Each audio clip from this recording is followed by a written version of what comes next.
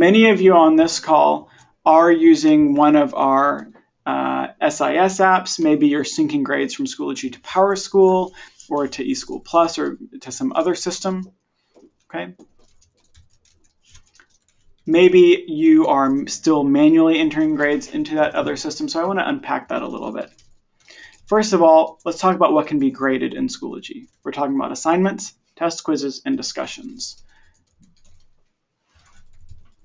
When people get started, sometimes they just want this explained, so let's unpack it. Discussions, everyone sees each other's responses like we saw earlier. The assignments, which we've mentioned a few times, those go directly to the teacher. Students do not see each other's submissions at all. Those are totally private, okay, and can be graded by the teacher. Tests, we up the ante a little bit here because tests are automatically graded in Schoology. They take a little bit more to create because you're creating multiple choice questions and things like that. But you save all that time on the other side because you're not grading anything. You're just reviewing the responses, maybe offering some personalized feedback and comments. But the scoring itself, let's let the computer do that. I like these scenarios for these different pieces. Now this is, you can certainly creatively think outside the box here, but a standard way to think about the uses of these three assessed items. Discussions, you're extending in-class discussions. It is very hard to grade class participation because you don't really have great records of that in a live classroom participation. You do in a Schoology discussion because everything is online and archived. With that video example, perfect use for flipped classrooms, embedding videos in a discussion. Assignments, this is your paperless homework workflow. Using this for journals, you can use it for multimedia projects because students can post videos and photos and things like that. Tests and quizzes, perfect for entrance and exit tickets, check for understandings, and formative assessments. I leave out right now the idea of summative assessments because most of you are using some other system for summative assessments and for those high stakes assessments. Some people end up not using tests and quizzes because of that, simply because of those big summative assessments. When you think of tests and quizzes, think small. Even a 2-question quiz on a reading assignment will tell you immediately if students actually read the homework or not. Instead of asking the students questions, have everyone take a 2-minute quiz and you'll immediately see the statistical analysis of answers, of responses in our tests and quizzes. So that's how I break those things up. When you create those graded items in Schoology, they create a new grade column in your grade book here. Remember this, though, what we talked about earlier. You have to set a grading category. If you don't set a grading category, it will not show up in the grade book. This gives you flexibility to have activities in Schoology that are ungraded, that are simply that, just an activity. But if you do want it to be a scored item, set a grading category. Now, with this, some of you may have questions with how all of this works with your SIS app, okay? If you're doing grade passback or something like that. This is the grade setup area. Gradebook, grade setup. If you are syncing grades to another system, you'll probably have, for instance, like a PowerSchool app down here that sets up the sync. We're not covering that right now. We're talking about this grade setup.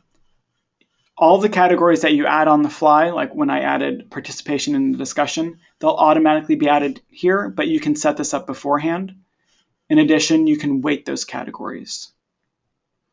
You can also create custom scales and rubrics on this side to use in all of your materials. Once this is set up, if you have linked sections, this will automatically be set up in all those linked sections. That feature that allows you to manage all your course materials in one place. They'll also have the same gradebook setup. If they are not linked sections, click Copy Settings to copy all this to another course. Now, this section down here, I want you to pay special attention to. If Schoology is not your grade book of record, If teachers or if teachers and parents and students are only looking at Schoology for ongoing specific assignment results, but not overall scores, check these boxes to hide the overall grade in Schoology. Checking these boxes will remove that calculated grade. If you are also entering other grades into an SIS that are not in Schoology, that calculated grade could be different in the SIS than in Schoology. So you can hide the overall grade reports in Schoology to eliminate confusion.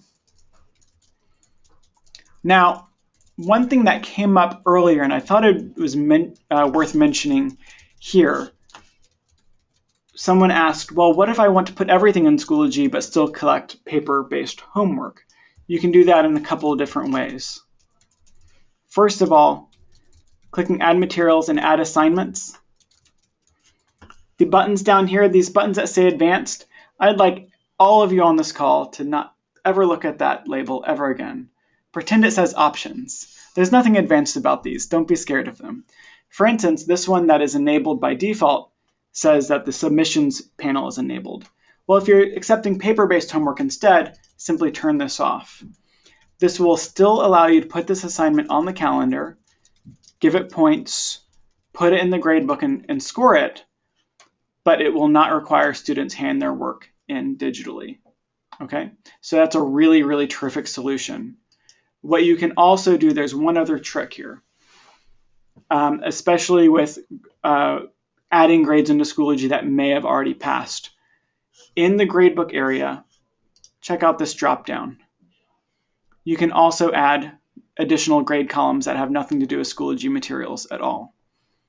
So if you are syncing your grades to another system, you may want to put every single thing in Schoology, and I would suggest doing that so that the systems are completely in sync, they're identical.